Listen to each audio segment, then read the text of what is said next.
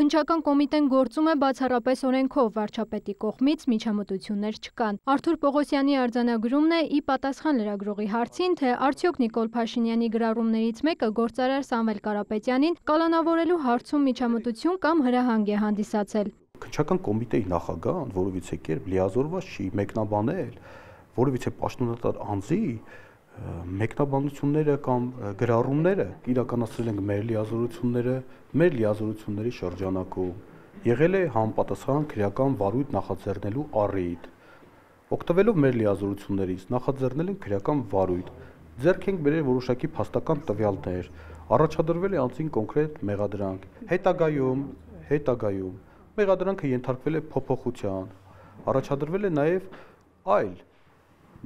մեղադրանքներ, այս մասով ընդամենը գործը նախաքննության փուլում է։ Պողոսյանը շեշտեց Կարապետյանի մեր ձևով արտահայտության մեջ հանցանքի տարրեր են տեսել, տվել իրավական գնահատական, որն արտացոլված է մեղադրանքի մեջ։ Սամվել Կարապետյանը մեղադրվում է իշխանության զավթման հրապարակային կոչի, հարկերը, տուրքերը կամ այլ վճարները չվճարելու, ինչպես նաև փողերի լվացման համար։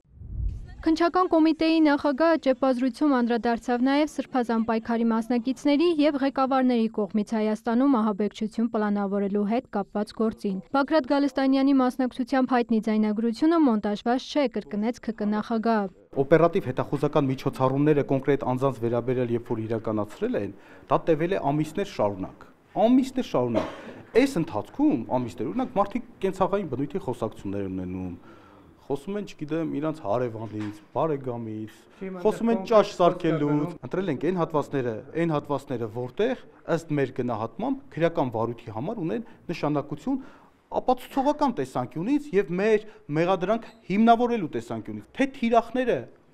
ովքեր են գյուլելու թիրախները կամ երբ պետք է գյուլեին, կամ որ պատի տակին պետք է գյուլեին այդ մարդկանց, դա պետք է իրանք ասեն, թող ասեն։ Հրապարակային դատաքննություն այդում թող ասեն ում պետք է գյուլեին։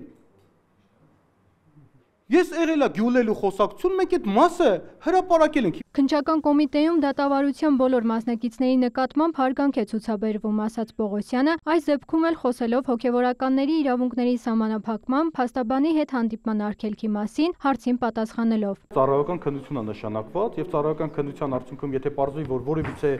սուբյեկտ, որևիցե քննիչ կարգապահական խախտում է թույլ տվել, համոզված եղեք, որ կենթարկվի կարգապահական պատասխանատվության։ Ինչ վերաբերում է քննիչների կողմից նրանց ավազանի անունով կոչելուն, Պողոսյանը պարզաբանեց, քրեական դատավարությունում քննիչը պետք է ճշտի անձի ինքնությունը անձնագրային տվյալներով, հետևաբար չի կարող որևէ մեկին դիմել եկեղեցու անվամբ։ Մերի Խաչատրյան, Հովհաննես Քյոսյան, լուրեր։